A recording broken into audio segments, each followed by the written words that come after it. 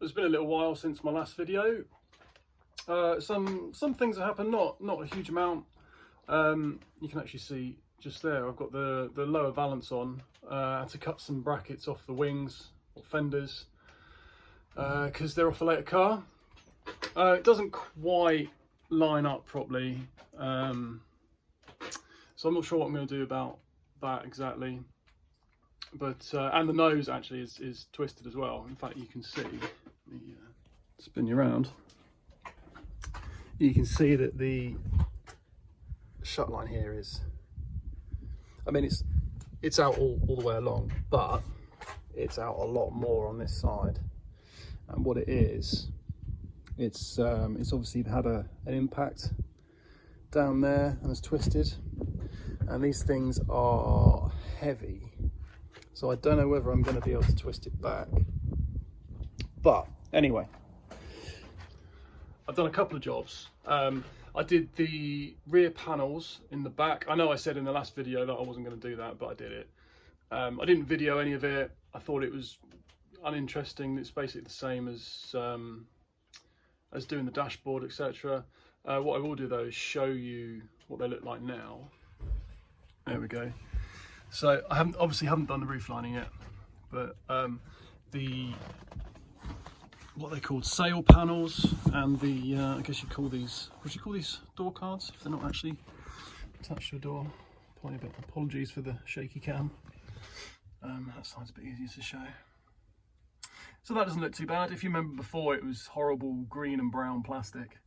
One last thing to do, well, not the last thing, but one more thing to do in here is a parcel shelf, which I'll do. I needed some MDF or something to do that. It's not a massive priority, to be honest. So something else that's been happening is that we've been making some parts.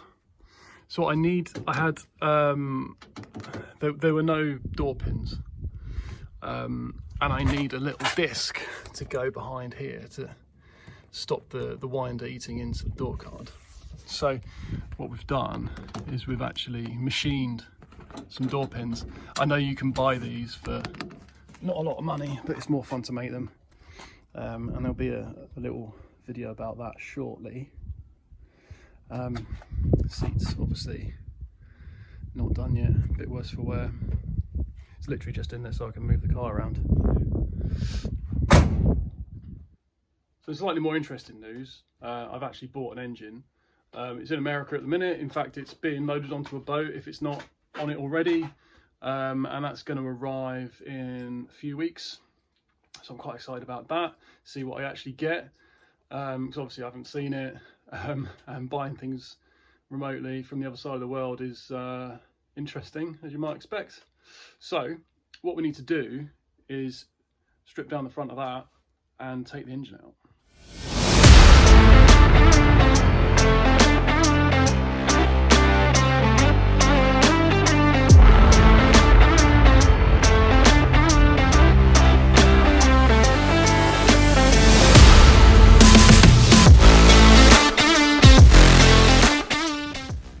Have a look at the schmutz that comes out the bottom of this thing. It's full of these insect nests, wasps, I guess, hornets maybe, don't know. Just gunge everywhere. That wasn't massively difficult getting the fenders off. Hood weighs a ton, wasn't really expecting that. I see more nests and schmutz. There's another one in there. I'll get them all eventually. So, no rust that I can see, or none that matters. You'd expect a bit down here if there's going to be some. Don't see any. Subframe looks all right. No more when I clean it. It's a little bit surface rusty, but I think it's fine. Let me get down here. Don't see any rust. So that's good. That's very good. Okay, this bit here, where I know there's a bit of rust, it doesn't look too bad. It's not crusty. That's a bit crusty. So the windscreen's going to come out, obviously, and we'll deal with that then. All of this is going to go as well. This is the aircon and heater motor. That just needs to go. I'll put something modern in. Won't be vintage air because that costs a fortune. It will be something a bit more generic. Right, let's try and get the front panel off.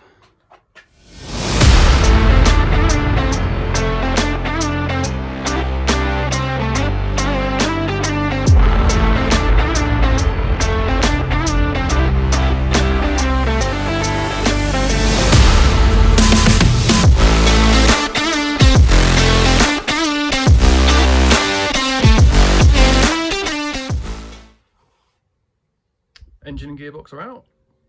I didn't video it, unfortunately. It's a bit logistically difficult in a small garage and just me. So I need to get a shot of these now, hopefully put some cash towards new engine. Heater box also out. I don't know whether those are worth anything, maybe. If you're putting an engine out of a Firebird, then it's easier to get the engine out after taking the heater box out. However, it's quite difficult to get the heater box out with the engine in the way. So I did the engine first and just sort of dented the oil filter a little bit, but it's out. Big hole where engine used to be, so there's some cleaning up to do. I'm gonna clean up the firewall or bulkhead, whatever you want to call it, and paint it. And what I'm going to do, so the heater box needs to come out, and the matrix. So the matrix is behind here, and there's this big door for the heater box. So that's going to come out. I'm going to weld that up. Hopefully I can make this firewall look quite nice. Smooth it out a little bit, maybe. We'll see. This hole here is where the heater motor used to go. And I think I'm going to leave that. So the new motor is going to be inside the car, but I need to get outside air from somewhere. So I think that's going to be where that's going to come from. I may put a filter or some sort of screen on there to stop any debris coming through. Because obviously it's inside the wheel well, I think, or inside the arch at least. So there we go. I'm also thinking about removing the subframe. I could get it blasted and powder coated. I'll see how much that costs. I would like to do something because I don't want it to rust. The other thing I noticed is that you see there's 4 axle stands under there. The front end droops like you wouldn't believe. So I jacked it up at the back, and then I put 2 stands under the back of the subframe. And when I was taking the jack away from under the front of the subframe, or the core support, the whole thing drooped at least 6 inches before I jacked it up again. Yeah, no, that can't stay like that. So I need to do something about that.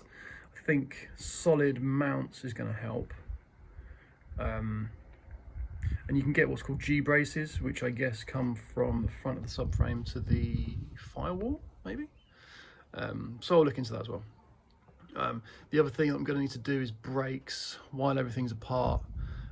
So the master cylinder and the servo are going to go, and also I need a pedal box, because obviously I've got no clutch pedal at the minute. I don't particularly want to have pedals or cattywampus, so I'll see about a Willwood or similar pedal box. So that's about it really. See you in the next one.